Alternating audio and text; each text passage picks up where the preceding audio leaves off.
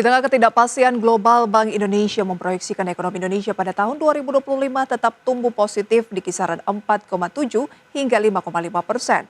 Bank Indonesia mengungkapkan dorongan terbesar pertumbuhan ekonomi nasional masih berasal dari faktor internal, terutama konsumsi rumah tangga.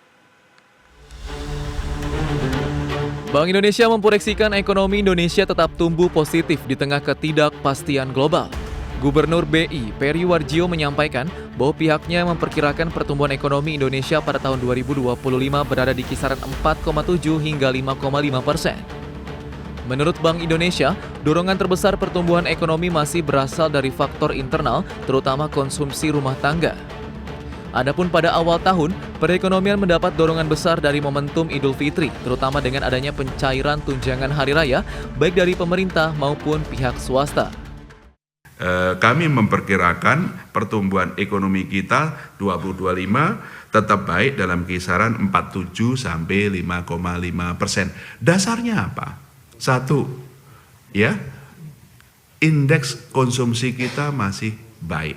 Kalau kita lihat indeks survei konsumen, apakah berkaitan dengan indeks kondisi penghasilan saat ini, ekspektasi penghasilan, dan juga bagaimana kondisi perekonomian untuk sekarang maupun ke depan.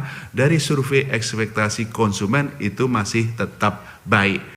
Lebih lanjut, Bank Indonesia juga menyatakan untuk mendorong pertumbuhan ekonomi Indonesia tahun ini, investasi swasta juga perlu ditingkatkan guna mengoptimalkan keyakinan produsen yang tercermin pada Prompt Manufacturing Index. Sementara itu ke depannya, Bank Indonesia memastikan akan terus mengoptimalkan bauran kebijakan untuk tetap menjaga stabilitas dan mendorong pertumbuhan ekonomi berkelanjutan. Jakarta, Tim Liputan, IDX Channel.